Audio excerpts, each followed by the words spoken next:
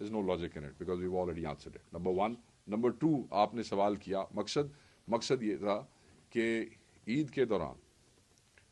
رمضان کے آخری عشرے میں جس طریقے سے ہمارے قیدیوں کو ابھی مسٹریٹ کیا گیا، جس طریقے سے جو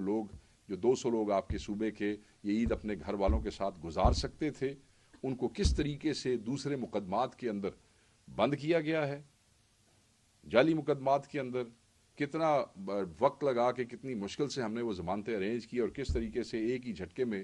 ان کو دوبارہ دوسرے تھانوں کے کیسز میں بند کیا گیا ہے، اس کے حوالے سے دنیا کو بتانا کہ یہ ظلم ہم زیادہ دیر تک برداشت نہیں کریں گے۔ سیکنڈلی،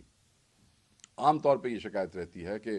ہمارے یہ جو 4-5 واریئرز ہیں جو یاسمین راشد صاحبہ سے لے کے میاں محمود الرشید تک ہیں، لوگ یہ سمجھتے ہیں کہ پارٹی شاید ان کے حوالے سے because they are in jail for long time and the party has somehow forgotten about it. No, it's not like that. وہ ہمارے دل میں ہیں، ہر لمحہ ہمارے دل میں ہے، اور جو قربانی ان کی ہے وہ کسی کی بھی نہیں ہے۔ اور یہ جو فیکٹس میں نے آج آپ کو ان کے کیسز کے حوالے سے بتائے ہیں، یہ شاید اس طریقے سے پہلے آپ کو کسی نے نہیں بتائے ہوں گے کہ کس طریقے سے سالار کاکڑ کتنے مہینے سے ریمانڈ میں ہے، یاسمین راشد صاحب کی ضمانتیں لگی ہوئی ہیں، 23 مہینے میں ضمانتیں نہیں ہو رہی ہیں، کہ ان کے ٹرائل کے خلاف ہم سال سے عدالت میں گئے ہوئے، کیس فکس نہیں ہو رہا۔ پیپل نیڈ ٹو نو دس کہ یہ جسٹ بیکاز ہمارے لوگ بڑے دلیر ہیں پاکستان تحریک انصاف کے اور وہ جیلوں میں سے نکلتے مسکراتے ہوئے وکٹری کا نشان بناتے ہیں، اس کا یہ مطلب نہیں کہ جیلیں ان کے لیے آسان ہیں۔ شیخ صاحب،